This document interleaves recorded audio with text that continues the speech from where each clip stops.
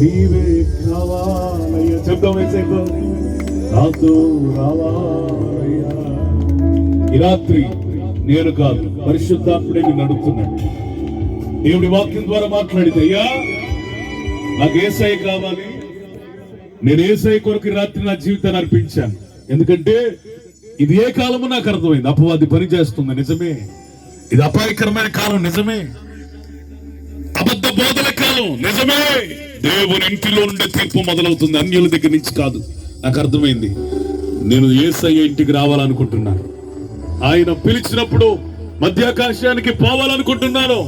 యుగ యుగాలు ఆయనతో ఉండాలనుకుంటున్నాను. నాకు యేసు కావాలి. నేను ఈ రాత్రి నా జీవితాన్ని యేసయ్యకిస్తున్నాను అనే వాళ్ళు ఎవరైనా ఉన్నారా? చేతులు ఎత్తని. మీ కొరకు నేను ప్రార్థన చేయబోతున్నా. బాప్తిస్మం తీసుకున్న వాళ్ళు కాదు, తీసుకున్న వాళ్ళు ఎటు నువ్వు సిద్ధపడాల్సిందే. ఇక నో ఛాన్స్. ఈ రాత్రి దేవుడు నీతో మాట్లాడితే బాప్తిస్మం కావాలంటే చెయ్యొద్దు. ఎత్తిన వారు అలాగే ముందుకు రండి. మీ కొరకు జస్ట్ ప్రార్థన చేస్తాం. చెయ్యెత్తిన వాళ్ళు అలాగే ముందుకు రండి. రండి రండి, ప్లీజ్ కమ్. ప్రార్థన చేస్తాం, ప్రార్థనే చేస్తాం. ఇక మీకేమి చెయ్యి. చేయెత్తిన వాళ్ళు అలాగే రండి. మీరు ఏ సంఘాలకు పోతారో ఆ సేవకుని కలవండి. వాళ్ళు ఇస్తారు, మేమేమేమో. మీరేం భయపడవాలి. రండి రండి రండి. ఈ రాత్రి దేవుడితో మాట్లాడే చిన్న ప్రార్థన చేయి ప్రార్థన చేయి. బాప్తిస్మం కొరకు సిద్ధపడిన వారలారా, ఇదే అనుకూల సమయం, మిక్కిలి అనుకూల కాలం ఇది. ఇక రేపు మాపు వచ్చే సంవత్సరం ఇల్లు పెళ్లి అనుకునే కాలం కాదు ఇది. యేసును అంగీకరించడానికి ఇది అద్భుతమైన కాలం. సభలో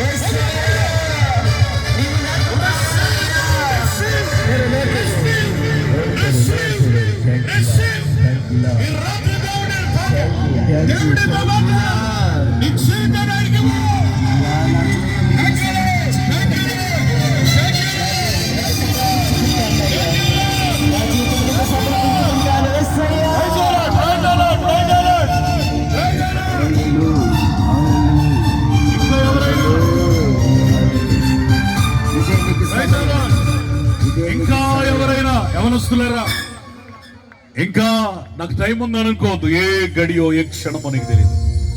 ఈ రాత్రి నీ జీవితం యేసయ్యకిచ్చే. నమ్మి బాప్తిస్మము పొందిన వారు రక్షించబడతారు. నమ్మని వారికి శిక్ష ఉంది. రెండు మార్గాలు, ఒకటి పరలోకం, రెండు నరకం. నువ్వు నరకానికి వెళ్ళకూడదనే ఈ రెండు దినముల ప్రయాసంతో కూడిన కోడికలో ఇప్పుడు పరలోక వారసునిగా నా కొరకు ఈ కూడికలు సిద్ధపరిచిన యేసు నీకు స్తోత్రాలని నోరు తెరిసి ప్రభువుని స్తుతిద్దాం.